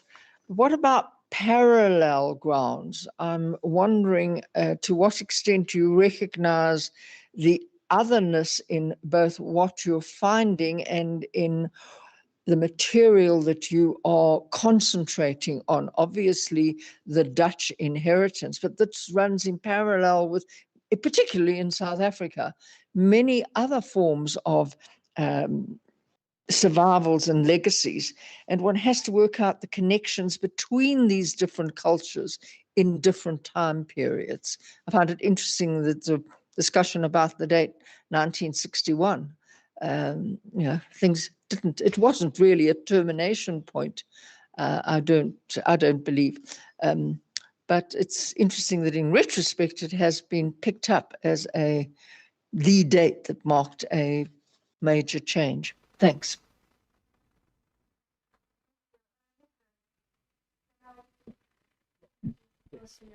I hope you can all hear me in Pretoria.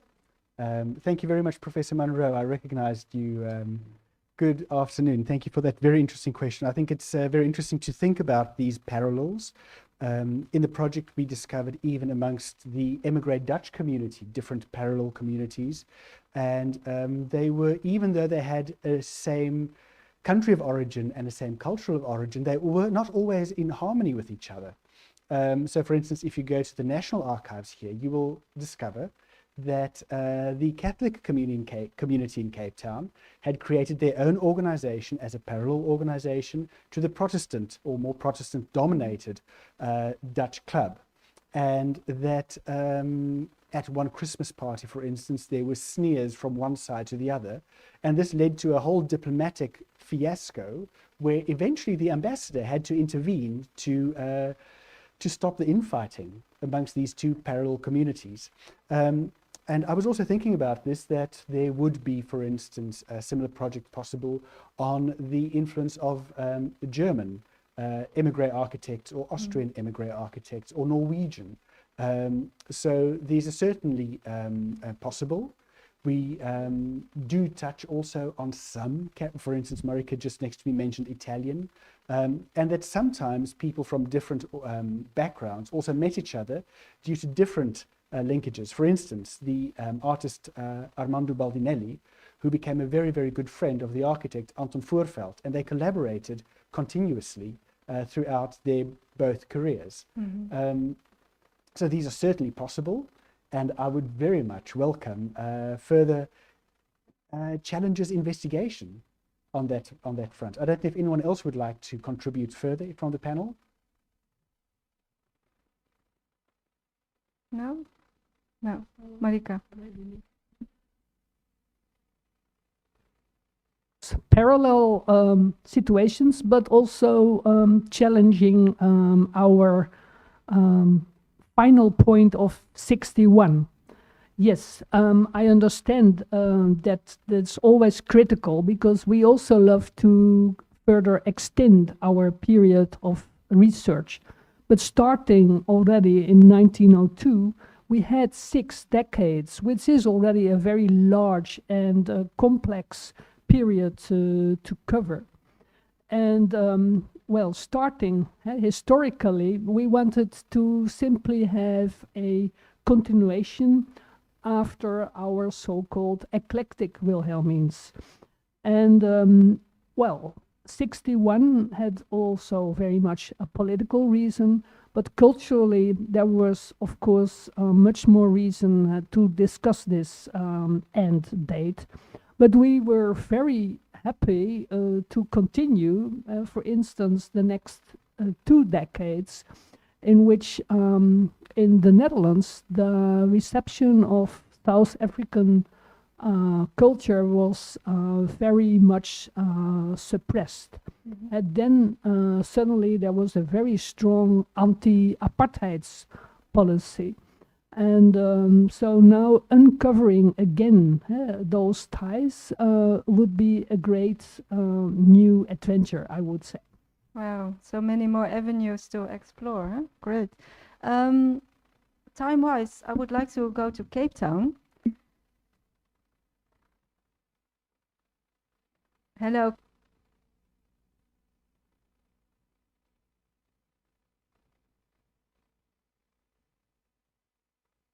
We have a question. On my way. Through my mouth. I just want to say, I just wanted to congratulate Ben on his chapter. I'm looking forward to reading it. And maybe just a future project for Nicholas and his team is how are Dutch colonial symbols being reinterpreted in the Netherlands? Fascinating question. Maybe Yolanda can also share on this. So how are Dutch colonial symbols interpreted in the Netherlands?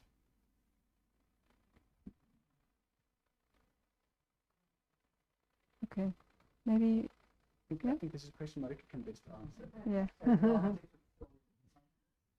Well, it depends on what you call a symbol. What is one of the strong ones was the Van Riebeeck saga, as I would call it. And that is still something that is going on, although it is now being more and more contested as the colonial practices of the VOC, also with the statue of Jan Pieterszoon Koen and so on. And for South Africa, there might be more. We can also look at this building and also its collection. But now I think that it's also a matter of reframing, actually. We can say we have now surpassed that period of the apartheid policy, although in practice one may still question that, but politically seen, as you can see how well Nelson Mandela was received here and still lives on. There are other symbols, of course, of South Africa. And at the same time, we have a wide globalization. So we are, since the Second World War, very much directed towards the United States of America. But I think it is now time also to look again to the global South. And we will have more. If I'm just wondering, if you take South Africa out, and you only think about Dutch colonial symbols in the Netherlands and how the people in the Netherlands relate to these symbols. Maybe you can tell something about that. And it doesn't have to relate to South Africa, just in general.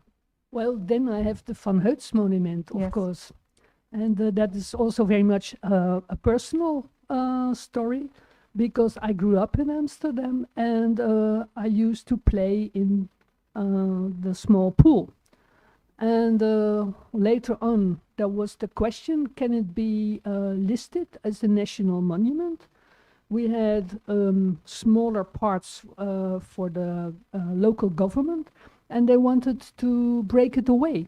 And in my childhood, I had the best memories of it. And it was designed by Friedhof with the sculptor Van Hal.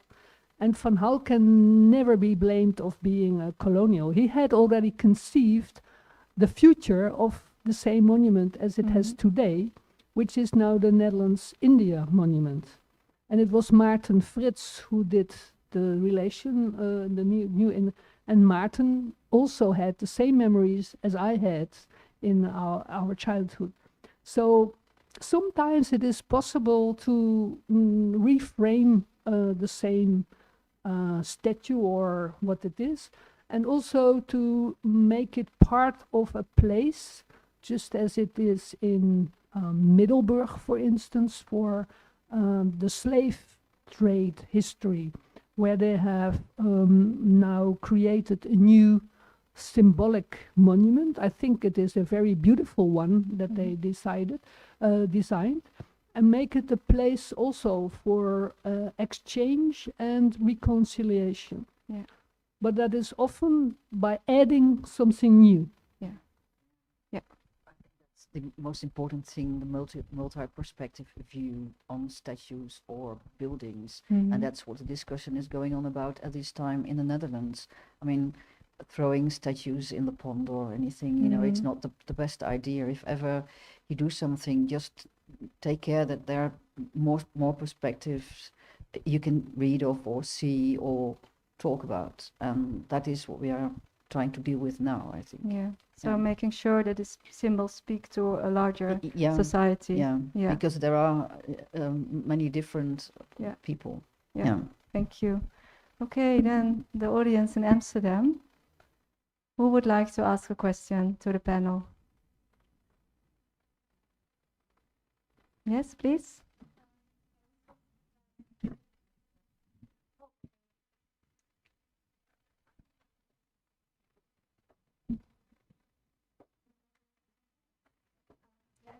Of the question we just got from South Africa, so about the colonial symbols here in the Netherlands, and that maybe it's good to add new perspectives and information. Would you think that's also a good thing to do with some of the buildings that you included in the book? Yeah. And who are you addressing this question to? Oh, anyone who'd like to answer, really. Yeah. I think we've dominated the answering here from the maybe Netherlands. Roger. So, Roger, yes. Maybe Roger, did you hear the question? No? Would we like to make information available at the buildings in South Africa? Did I understand that correct?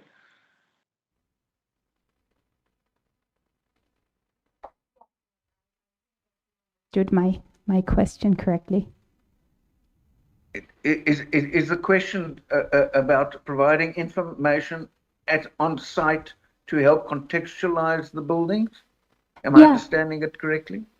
So to actually take away some questions or doubts that people might have, concerning the Dutch architects from the buildings, and also because of the difficult history, and I guess it also connects to the earlier question whether these are truly common grounds or parallel grounds.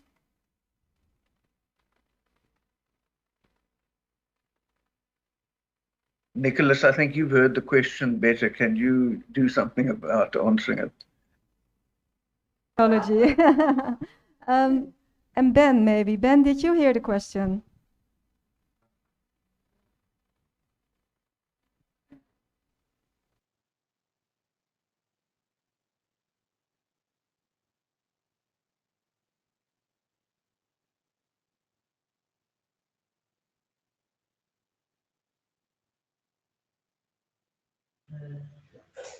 I don't think you can hear me. Are you able to hear?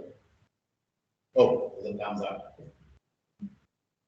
Okay, so what I gathered first, the first part was around, would we like to provide further information about the architects that contributed to these buildings? And secondly, was a question around, is this indeed common ground or parallel ground? The first thing I would say is that you can have, let me relate to the common ground or parallel ground question. You can have multiple stories taking place or multiple narratives in the same space. And those narratives will then go on to shape or define that space.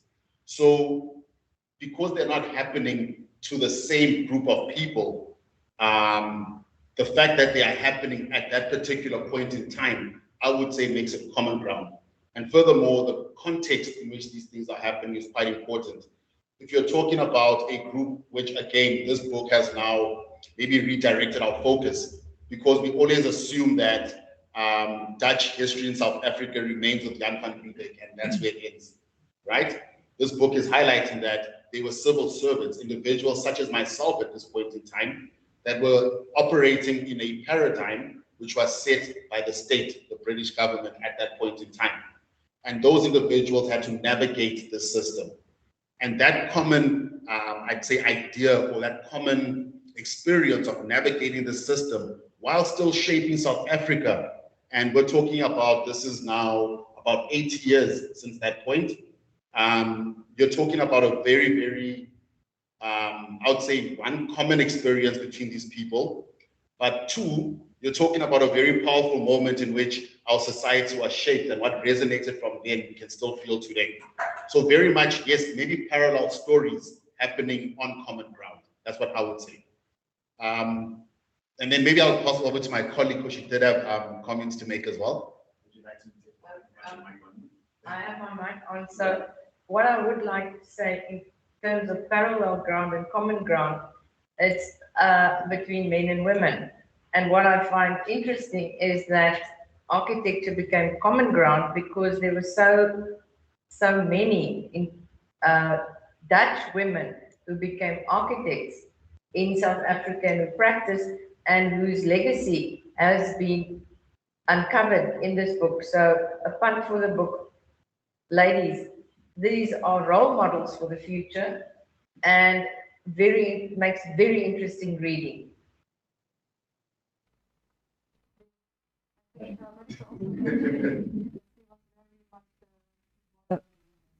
Sorry? Yeah.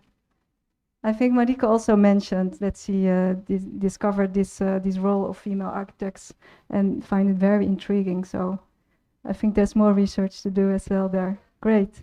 I think maybe there's also a question via YouTube. We have a few questions. And time-wise, maybe we can do one or two.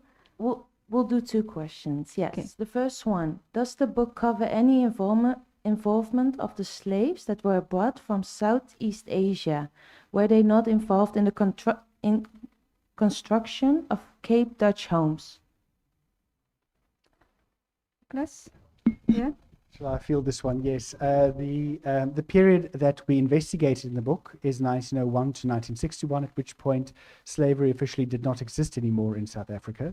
Of course, we are all aware of the fact, and we all acknowledge the contribution made by enslaved people from Southeast Asia in the construction of early heritage in South Africa, especially the Cape Dutch period, or what's referred to as the Cape Dutch period, in other words, the Dutch period in South Africa, up until the emancipation of enslaved people, which was officially enacted in 1834. But in the period that we are referring to, it is the 20th century, and this relates to a period in which segregation, or the enforcement of segregation, was growing in South Africa, growing towards the enactment of an official apartheid policy after 1948, but in which already that in which the segregatory practices were prevalent and becoming more and more legally enforced. Yeah. Thank you. Second question. In this age of digitalization, are there formal relationships between South African archives and Dutch architectural collection and archives? For instance, what happened to the collection that was in Netherlands Architecture Institute and AI archives in Rotterdam? To what collection is referred? Netherlands Architecture Institute. Yes, yeah. I didn't get let me formulate one more time. In this age of digitalization, are there formal relationships between the South African archives and Dutch architectural collections and archives? Well, there are formal relationships. The research that has been done was a cooperation between archives in South Africa and the HNI, the Nieuwe Instituut in Rotterdam. So there are, yeah. Oh. If I may add, so the person posing the question refers to the former NAI, or Netherlands Architecture Archive, which is now the HNI, Het Nieuwe Instituut. And we made extensive use of that archive and made some interesting discoveries, for amongst others in the Hanradt collection, that the Dutch architect Hanradt was involved as consultant in the design of the Zuid-Afrikahuis hospital in Pretoria. And also, for instance, discovered that the very famous Dutch architect J.J.P. Oud, and this was Marika's personal discovery, had made designs for the new Netherlands Bank building in Pretoria. So yes. No, it's now named HNI. Okay, I think it's time to wrap up. But before doing so, I would like to thank all of you here in Amsterdam, Pretoria, and Cape Town. And I want to thank you for joining and participating in this session. And of course, I also want a big thank you and applause to our wonderful panel.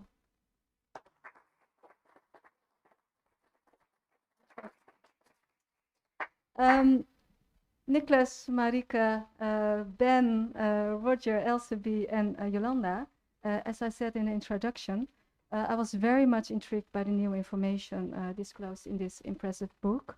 But I also believe that we need more conversations like this to find common ground. And common ground is what we need if we want to work together for a sustainable future. And that brings me to Ms. Davy van der Weert, the Netherlands Ambassador for International Cooperation, to share her thoughts on this afternoon. And after her reflection, there will be an official book handover. But first, let's welcome Ms. Davy van der Weert.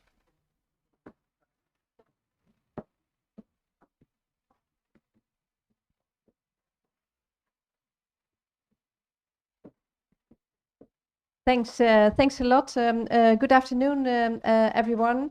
Indeed, I'm the Ambassador for International Cultural Cooperation, and it has been such a rich afternoon, and I would really like to congratulate the organizers, especially being able to do this in Amsterdam, in Pretoria, in Cape Town.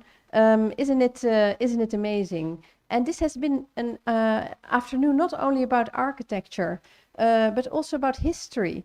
But it's also an afternoon in which we're discussing together what this means for our debate and for our societies today. And I think it is amazing how this book is so relevant in this respect. And I have been asked, by the way, so that you know, I'm standing between you and the end of this session, I do realize. I have been asked to reflect actually on what struck me during our debate, which is a nice and free role, which I quite like. And what did struck me is actually what Mrs. Olita Lebolo from the South African Embassy said. She said, early in the afternoon, history shows us where we are coming from and where we are going. And this is exactly what this book is about. And I was impressed by how you managed to unearth another part, let's say, of Dutch history and how these Dutch architects integrated in the early 20th century into the British public service. We saw so many nice examples of the architecture, and what a variety. The Dudockian architecture in South Africa was an interesting statement. But what I think impressed me most is also the reflections that you included in your book, because I think that is also something that makes it extremely relevant for our discussion today. And like Ben Mwasinga, was also saying, we need to discuss the value of these objects today, because of course it is a contested history, and it gives us room still for reflection and for discussion. And what I very much liked is that we should realize that heritage can have a different meaning to different people. And I think that makes it also important to take that time to have this dialogue together on where we are and what is actually their universal value, but what can also be their particular value. And what I also really liked is someone said, citizens of a country are the custodians of a heritage, which I think is very true. And I think what is very important in what you are doing in this work is that you are engaging so many different generations. You looked at the oral history, and I think that also adds an extra layer to this book, that you managed to talk to people that actually were directly involved still themselves. But you're also working with students, with the new generation, who is actually the generation that is going to take these kind of projects further. So I didn't want to take time just now in the panel discussion asking a question, but of course my question is, what's next? Because I think there is actually still a lot of work to be done, both in this conceptual field, in this field of discussing where we are with our international heritage and where are we taking it. And it's a discussion that is actually very relevant in the Netherlands at the moment. We're really working on this topic, which I am very glad that we're confronting it, because I think it was very necessary. But I do think there is also a lot of other work that was mentioned about the female architects, about the period after the 60s. So I'm really curious what will be your next project. And I think, yeah, our embassy and our consulate general are very happy to support, to have been able to support this work. Our international cultural policy with South Africa is actually a very rich one, where we do also a lot of other things in the field of music, in the field of film. So I do think there is still many wonderful activities that we can develop for the future. So I would like to congratulate Roger Fisher, Marieke Kuipers and Nicholas Clark with this amazing work, with the whole team that you work with, and I'm really impressed actually by what you have done. Congratulations.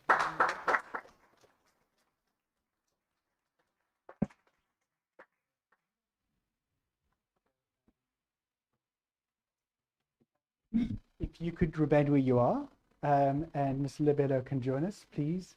I think it's, well, it's my honor, really. I think we're going to do it South African to Dutch and Dutch to South African.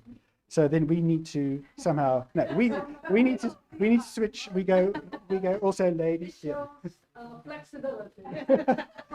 So a copy from us to you. Thank you.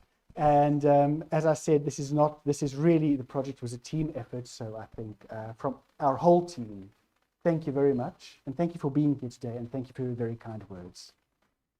Many thanks to you, and congratulations again. Well, then I may add the same for handing over this book to you. And well, we are really looking forward to continue with the whole team, if possible, for future projects. And we hope that this book will indeed help to further expand the dialogue and, well, hopefully also the conservation or continuation of our shared heritage. Thank you.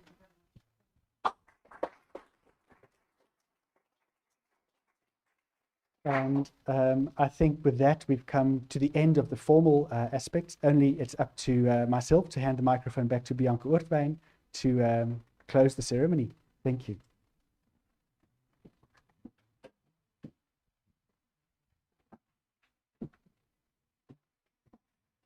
Well, what else can I add? Thank you all.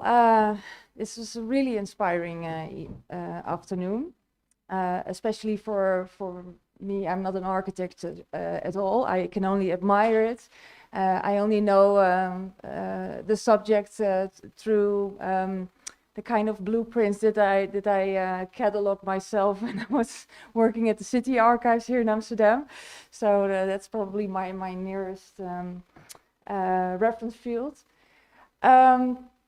Yeah, thank you so much, and congratulations. I think this just needs a drink, probably. So I'll leave it here.